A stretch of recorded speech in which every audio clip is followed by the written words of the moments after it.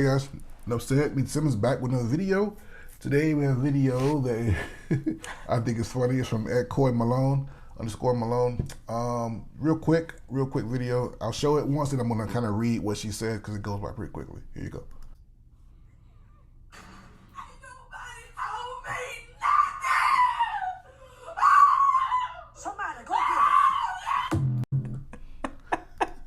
Her scream is hilarious. So what it says there, if you can't read it, it says, you're finally in a serious relationship, but learning firsthand that building a strong and long-lasting relationship requires you to take criticism, show your flaws, and accept theirs. Work through triggers, misunderstandings, and dropping your way of doing things, your ego, and your expectations. And what she screams, right? She screams is, ain't nobody told me nothing. She screams because the truth is, nobody teaches you how to be in a relationship anymore. It's this tug of war thing, you know. And people come to us and they want to get married or they're having problems in their marriage, and you're like, why are y'all acting like enemies? It's like this tug of war. You're gonna do it my way. No, I'm gonna do it my way. You're gonna do it my way. And they pull each other to one side. They're not meeting in the middle. And I don't. Yeah. It's crazy to me that, especially and we deal with predominantly African American people, we haven't really seen the example. A lot of times people haven't really seen things. They come from either a single parent home, a broken home, or something like a mom and dad were always into it. There was some kind of abuse. It was always something going on. And nobody's really seen a happy, healthy relationship. And a happy, healthy relationship always involves compromise. Compromise is always on the table in a happy, healthy relationship. It has to be. It has to be. Now, there's some point where I have to say, okay, as leader, this is the way we're going. Hey, this is what we got to do. Right. And she will follow me. But compromise has to always be on the table. And you're right. When we are coaching a couple, that is what it is. They're at this crossroads of, here's my way, here's your way, and then what are we gonna do about it? Because I'm not yielding and you're not yielding. So what the heck are we gonna do? Because somebody yielding, but it ain't gonna be me. And then you're at this point of contention, and then they come to us and we're like, well, let's kind of remove a little bit of emotion from it and let's kind of talk through where you guys are and what's going on. And a lot of times it boils down to lack of trust as well when we're in these sessions that we notice. You don't trust that the other person either has your best interest at heart, et cetera, et cetera. I think a perfect opportunity to have a really good conversation with your child as a parent, I'm coming from an angle of a parent, would be when you have that's if you're even having this talk, the birds and bees talk, where you're talking to them about sex and what it actually is and intimacy. It would be a really good caveat to also say, and also let me talk to you about serious relationships. Yeah, what does it look like? Yeah, let's talk about what it means to really be in love with someone, to have a serious committed relationship, whether you're thinking about getting married to them. What it looks like is X, Y, Z. Hopefully you're able to model it in the home. But if you're not, even if you're a single parent, you can still have that conversation with your child. Hopefully both parents and let them know that there are certain expectations that go along with you being in a relationship, that it's not all about you. We live in an information age. Like there's so many books and YouTube channels, and there's so many great resources out there for you to learn how, at least the basics of what it means to be a good partner. Like there's really no excuse anymore. If you want to be a good wife, you can learn how to be a good wife. If you want to be a good husband, you can learn how to be a good husband. You want to be a good leader, you can learn those things. You have to put the work in if you're going to do it.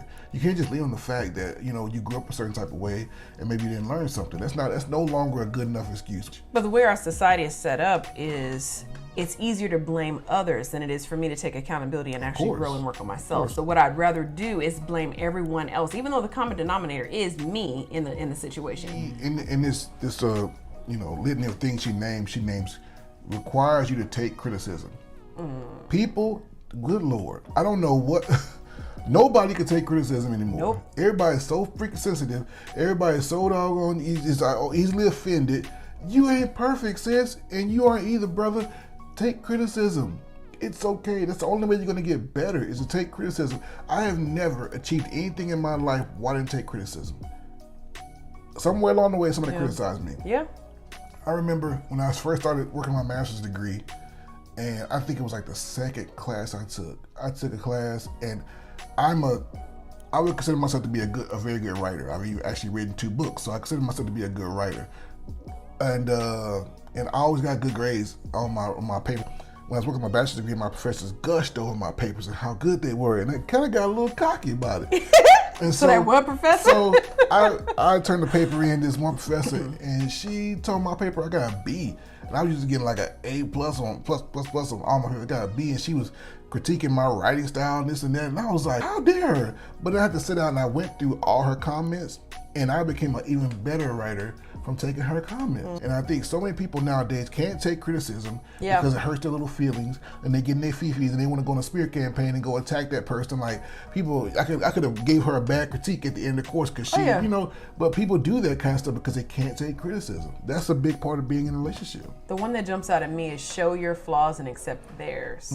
Because again, when we're in our coaching sessions, it's all about me justifying why I have these flaws. Well, I have this because, or I'm struggling with this, or I have this going on in my life, and so should just accept it. My husband or my wife should just accept it. Great. But when it's time for you to accept theirs, that's the part that's difficult for people to do. I don't want to accept your flaws. I just want to focus and highlight mine all the time because it's about me. Always. It's like, it's the saddest thing to see a relationship of two adults and they both struggle with egocentrism. Somebody got to grow up. Somebody got to be mature. Somebody has to say, it's not always about me and mine and what I have going on, but it's about the betterment of the other person. And whenever we are at our sessions, that's what we're talking about. You need to wake up with the mentality of what can I do to take one thing off of that person's plate? Yes. What can I do when I wake up tomorrow to put a smile on my husband's face? Take something off his plate. One thing. And they sit there and they go, ooh, one thing? It's like you don't even see your other significant other because you're so self-absorbed. It's like you're walking around with a mirror all day. You're just focused on you. And you have to understand that you're in a relationship with another person and they have needs. And if you're not ready to do that, just don't get married, people. If you're not willing to do those things that y'all already pointed out in this video here, if you're not willing to create criticism, take accountability, just do not get married. Do the world a favor and just don't get married. And certainly do not have children. So the rest of your life alone, get you some cats or some guinea pigs, whatever they're gonna get you through the day, and go on about your business. But yeah, I thought that was a good video. I think it's something that, you know, we need to discuss more. Like, what does a happy relationship look like? You know, because most people don't know. And we're definitely gonna do more videos on that and how to get there, because I think people are throwing all this stuff out there, but nobody really is telling the how, the solutions, how do we get there? So with that, that's enough said.